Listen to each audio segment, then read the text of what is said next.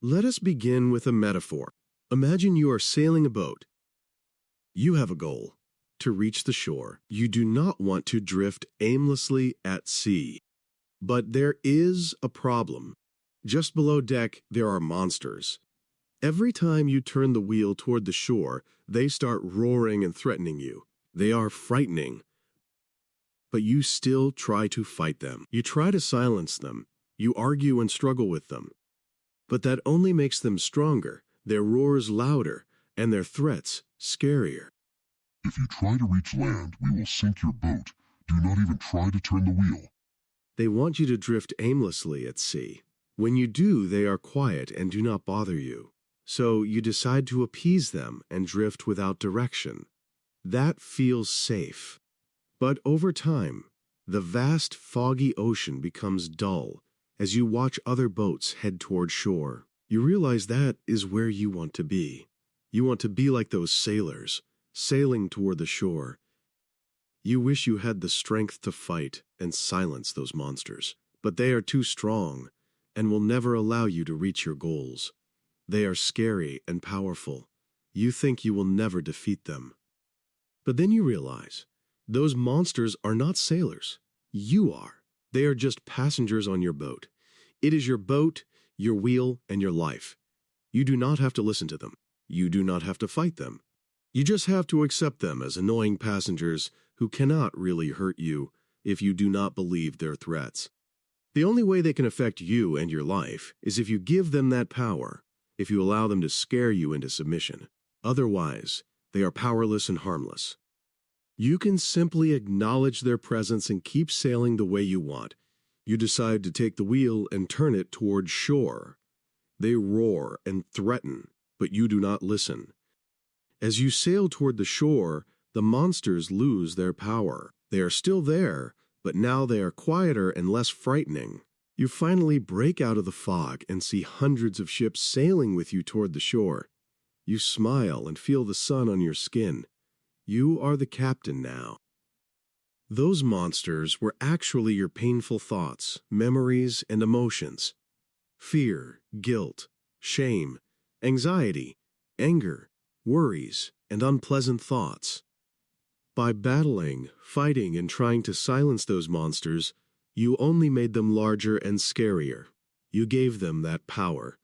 Instead, accepting and acknowledging their presence, without judging them, being afraid, or fighting them, gives you back the wheel.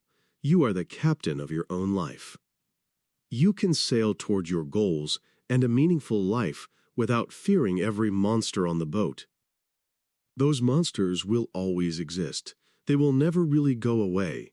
But what truly matters is the relationship you form with them and the amount of power you give them. As you can see from the story, your thoughts and emotions, or their content, are not the problem. The struggle comes from trying your hardest to control or change them. Avoiding something usually increases its strength. By avoiding it, you give it more relevance and power, making it even bigger and more important than it really is. You might run away from your inner world by suppressing thoughts and emotions, or trying to escape them by focusing on something else, thus avoiding the unpleasant. You then identify that unpleasant emotion or thought as a problem, something unwanted. The solution then seems clear and simple. Get rid of the problem. However, running away from something will not make it disappear. Unpleasant thoughts and emotions will always exist. They will always be present. Life without them does not exist. That is not a possibility. You have to accept their presence. The only way to deal with them is to be with them, to learn to live with them. Stressing about stress or being anxious about anxiety will only make it worse. Accepting it will make it better. Realizing that these feelings are here for a reason and are normal will help. It is okay not to be okay. You should not feel pressured to always feel your best. It is okay to feel stressed, anxious, sad, angry, or scared. Accept those emotions and welcome them. Let's say you are feeling anxious and worried. You could try to run away from such emotions and thoughts, or try to suppress them. After all, they are unpleasant. But What you could try instead is to say to yourself, all right, at the moment I feel anxious. These thoughts and emotions are here now, and that is okay. I accept it. My emotions are here for a reason. They are valid. Do not fall victim to the feel-good mentality. Our society sometimes makes it seem like healthy and strong people should not feel psychological pain, that we should always feel good. The truth is, that is impossible. The goal is not to always feel great. The goal is to be okay with not being okay. There is another problem called cognitive fusion that might be stopping you from living your life to the fullest. Cognitive fusion is the tendency to be fused with the content of your thinking. You might forget that you are interacting with thoughts, not with reality. A person who wants to quit smoking might think, "This is too hard, I can't quit." This leads to passivity and an inability to quit. You think it is impossible, but that is not reality. It is possible. Your thoughts are just disabling you from succeeding. The judgmental mind might tell you, you will fail, you will never succeed, you are a loser, you are a nobody. No one likes you, you are a waste of space. You are just a scared, anxious, sad little human being. That is the inner critic. But you do not have to listen to that voice. You do not have to listen to those messages.